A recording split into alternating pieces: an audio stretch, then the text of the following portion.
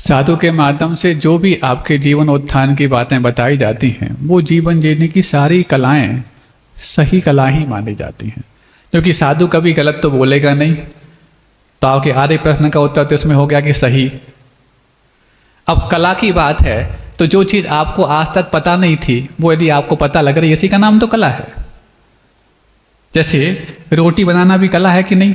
किसके लिए? जिसने आज तक कभी रोटी बेलना सीखा हो और गोल की बजाय नक्शा भारत का बन गया हो, उसको रोटी बनाना भी कला है। लेकिन यदि आप सीख चुके हैं तो आपके लिए वो कला नहीं, एक सामान्य बात हो जाती है।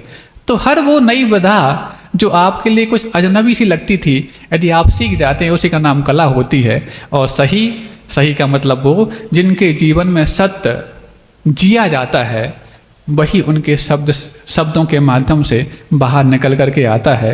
जिनके वचन शुद्ध होते हैं उन्हीं के वचन सिद्ध होते हैं। इसलिए साधु के माध्यम से जो कुछ भी उद्बोधन दिया जा रहा है सत्य, महाव्रती और भाषा समिति के पालन के साथ, तो वो सारी की सारी बातें आपके जीवन उत्थान की कलाएं हैं, जिसमें से आप जितना उतार सकते हैं वही आपकी आर्ट ऑफ लिविंग है।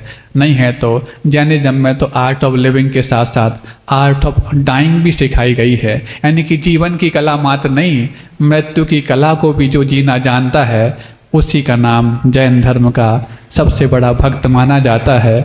और मृत्यु कला को लक्ष्य में रख करके जो जीवन जीता है वही सही धर्मात्मा है, क्योंकि मृत्यु को तो यहाँ पर महोत्सव के रूप में माना जाता है।